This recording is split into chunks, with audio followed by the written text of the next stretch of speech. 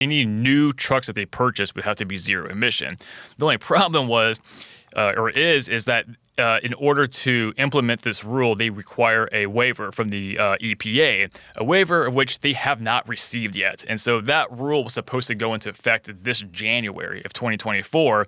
But without that EPA waiver, they cannot enforce that rule. And so basically what's happening is, CARB has said we can't enforce it, but for those of you who were not supposed to buy a diesel truck this year, you can technically do it. But if you do it and we get that waiver, we can retroactively deem you for doing that.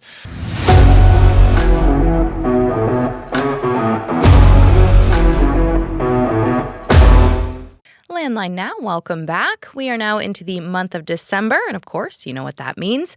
A new edition of Landline Magazine. Associate editor of the magazine, Tyson Fisher, is here to talk with me about this. Thank you for coming in, Tyson. Thank you for having me. Now, I want to start by talking about a topic that I think's been on the minds of many over the past few years. I know this past long weekend, I drove from Kansas City to Iowa, and this was one of the things I brought up to my husband. I'm curious what the next year is going to look like for autonomous trucks, and I'm not the only one in wondering that. No, as a matter of fact, everyone thought that this year, 2024, is going to be the big year for autonomous trucks, and it just kind of fizzled out. It didn't exactly happen. And so the two big companies here, we have Aurora and Kodiak. These are the two companies that they don't manufacture trucks. They just make the technology to where truck manufacturers can retrofit their trucks to have fully self-driving, level 4, level 5 trucks. And both of them said that they were supposed to have fully self-driving trucks on the highways sometime by the end of this year. That didn't happen. Mm-hmm. It's December. It hasn't happened. And they announced that it's not going to happen. But they both announced that it's going to happen in probably the first half of 2025.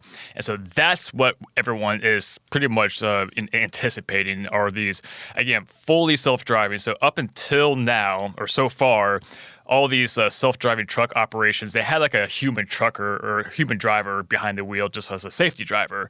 That person's going to be eliminated next year. So when we say self-driving, we mean self-driving. No one's going to be in these trucks. So this is all going to happen in Texas, mostly the I-40 corridor, if I remember correctly. So basically, it's going to be from a Dallas to Houston route is where we're going to see this. And so we have at least two companies, again, Kodiak and Aurora, is going to be doing this. And so essentially, all eyes is going to be on Texas. That's what we're all going to be looking at because up until now, we have never had truly driverless trucks on the public highways. Mm-hmm. And so we are about to see that next year. And so the question is, how's it going to go? Because, we want it to go well for just public safety because if it doesn't go well, it can be fatal. And so nobody wants that. But that's kind of the thing. It will only take one fatal crash, and it's going to make international headlines. Like, well, we tried it. We got one fatal crash. We got to go back to the drawing board. So just one bad crash can set the autonomous trucking industry back a little bit. And so hopefully it doesn't happen. But the other thing is, how will the actual trucking operation go? It's like, will it be as efficient as having, human drivers? What other obstacles are going to come across? We don't know this because we've never had self-driving trucks. And so in my opinion, I think 2025 is going to be the breakthrough year for trucks or for autonomous trucks. So if it doesn't go well, then it could be several more years before we see them. But there's a lot of variables here that we just don't know. A big one are regulatory hurdles. So we don't have any federal framework when it comes to autonomous vehicles at all, whether it's trucks or passenger vehicles. That can change as well. Donald Trump has indicated that he is very interested in setting some type of federal framework. And, he's got his right-hand man right now. It seems to be Elon Musk. He's with them every step of the way. I wondered how that would impact things. Yeah, and so, when we think about Elon Musk and Tesla, we think about electric vehicles. That's kind of what they're known for. But he is shifting away from electric focus. I mean, they're always going to be electric vehicles, but his focus is shifting away from the electric part of it to the autonomous part of it. And so he wants to move to fully autonomous, like robo-taxis, robo-cabs, or what they're called. But they can't exactly do that because right now the little regulatory framework we do have allows manufacturers to have only about 2,500 trucks or 2,500 vehicles a year that don't have a steering wheel or pedals. And you have to get a grant for that. It's a whole process. And so they want to remove some of the that rule, for example. And basically, what Elon Musk and Trump want to do is just kind of reduce some of the regulatory hurdles that the industry currently has, which will pave the way for more of these vehicles to get the road. So we don't know what that's going to look like. Hopefully we'll find out within the next 6 to 12 months any proposals as far as that goes. And as far as the autonomous trucks, where is OOIDA in its stance on that? I mean, pretty much. I mean, it kind of like in a standby mode. I mean, obviously, I think the biggest concern is that the technology is not proven, and I do find that to be true because, again, up until now, all the testing has been with a human driver, and then any truly driverless operations have been, in private roads, on tracks. So we just don't know what this technology is going to look like. So with that being said, to take these 80,000-pound driverless trucks and just put them on Texas highways, I mean, people in Texas have indicated they're not comfortable with that, and then people nationwide have indicated that they're not comfortable with fully self-driving vehicles of any kind next to them because, we've seen like the national headlines with Waymo and other companies that these crashes are occurring. There was one where a pedestrian was fatally struck by like a robo-taxi. And so, there's a lot of questions on as far as the safety aspects of these vehicles are concerned. And so I think a lot of people believe that we're moving a little too quickly on this. And so, again, we'll kind of see what that regulatory framework will look like and whether or not it will address some of those issues. Yeah. I just can't help but think, driving down the interstate and seeing a 80,000-pound semi-truck beside me with not a driver, right. I assume that's going to be a little jarring for people. I mean, yeah, I personally would not be comfortable with it. I mean, it's just, there's just so many things to think about when you're driving on the road that I'm just not sure that the current technology, even with, the rapid pace of AI technology, and I think it's going to be several more years to where at least me personally will be comfortable with that. But again, the big trial will be on the Texas highways next year, and so we'll see what happens. Yeah, probably won't visit Texas anytime soon. Then, all right, we will switch topics. You also wrote about a lawsuit against California's Advanced Clean Fleets. Talk to me about that.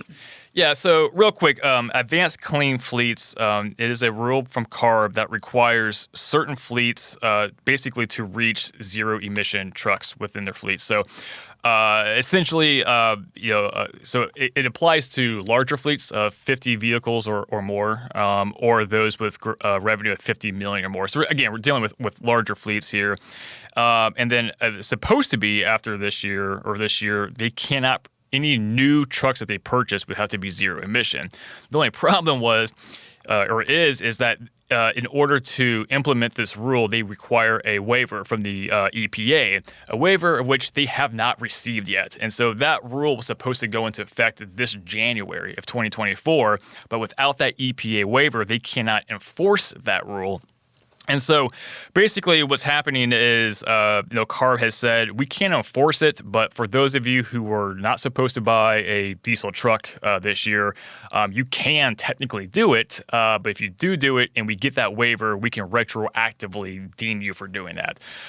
So anyway, just to go to the lawsuit now, the Specialty Equipment Market Association and the National Truck Equipment Association has filed a federal lawsuit to basically stop it. So although it's not enforceable right now, they're saying, well, they're basically saying the EPA is probably going to give them this waiver. And so when they do, this should be deemed unconstitutional. And basically they're making the same arguments that we see with advanced clean trucks lawsuits and other emissions rules, which is the technology just isn't there yet. And by implementing pretty strict, emission standards right now, it's going to cost the industry a lot of money and a lot of jobs, and it's going to cause a lot of problems, and it's going to trickle all the way down to the consumer. And so they have a lot of problems with the technological feasibility of advanced clean fleets, and so they're pretty much challenging it. in the federal courtroom. Again, so advanced clean fleets is different from advanced clean trucks, and I know that gets kind of confusing. Mildly confusing. Doesn't help, but just a way to think about it. Advanced clean trucks, which 11 states have implemented or at least adopted. Advanced clean trucks is on the manufacturer side. So advanced clean trucks requires manufacturers to sell an increasing percentage of their sales to be zero-emission trucks. Advanced clean fleets requires, again, larger fleets to transition to zero emission. There are many lawsuits against both of those, and again, the arguments are pretty much the same, which is we are not even close to being there yet. I think in California, I think it was less than 2% of Class 7 to 8 tractor sales with zero emission. When this rule takes place, it needs to be 7%. So to go from less than 2%, and I think it's even less than that, but either way, to go from that to 7% in a year, it's just not going to happen. Yeah. And it's just because when it comes to Class 7 to 8 tractors, the technology is just not ready for it. There's no demand for it. So when we're talking about the feasibility of zero emission technology, we're dealing with mostly like Class 4 or 5, maybe 6. We're talking about your regional local hauls, delivery vans, stuff like that. That's fine for them, and it is working, and the demand is there. The problems that we're seeing, and especially with advanced clean trucks, is with the Class 7 to 8 tractors, which is, again, I talked to a dealership in New York, and they're saying that they can't sell one. Because it's not because that they're not trying. It's just that nobody wants it. But in order for them to sell, in order for these dealerships to buy 13 diesel trucks, Volvo, for example, is requiring them to sell one electric truck. So hey, if you want your 13 diesel orders, you got to sell one electric truck. Well, no one wants one electric truck, so we have a bit of a problem here. And so what we're seeing nationwide is pretty much some resistance to these emissions rules, and they're not asking for a complete stoppage of it.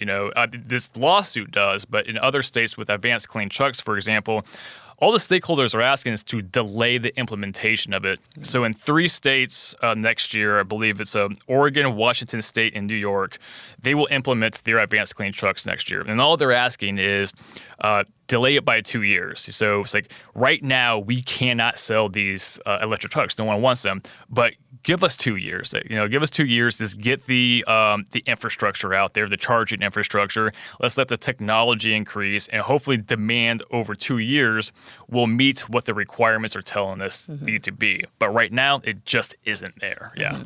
And that's one of the biggest problems. The infrastructure isn't there for electric trucks, right? No, not by far. And in New York, I believe they spent $400 million on the thruway improvements, and that a single charger was put on the truck side of the rest areas. And so there's not a big enough emphasis on truck charging infrastructure. And I think that's a big part of the problem for sure. Yeah. Now, do you think with a new administration coming in January, we could see more infrastructure come in, or more talk at least about that? It's a good question, actually. The thing with the Biden administration is that they did put a big emphasis on charging infrastructure. Unfortunately, it was for passenger vehicles. And so whether or not we will see that same emphasis from the Trump administration remains to be seen. What we do kind of know, or what we think we know, is that the Trump administration will likely roll back some of these emission standards, which might make the expediting the infrastructure a little less dire as it is right now. So we'll kind of see what happens. But we are expecting some rollback on these emission standards. It might place less strain on the trucking industry to meet these requirements. Advanced clean fleets, the EPA needs to grant this waiver. It has not done so. If they don't do so under this current administration, it is likely that the Trump administration's EPA will not grant that EPA waiver. So everything is just kind of up in the air right now with these emission standards. And I think that's one thing the trucking industry is kind of eagerly waiting to see what happens with this new administration. It's like with these emission standards possibly rolling back, is it going to be a much more favorable environment for the trucking industry as far as zero emission adoption? And I think that's the things that we're going to be seeing in the next 12 to 12 months. All right, sounds good. Tyson, thank you very much. Thank you for having me. That was Tyson Fisher of Landline Magazine. You can also check out landline.media for all the latest in the trucking industry.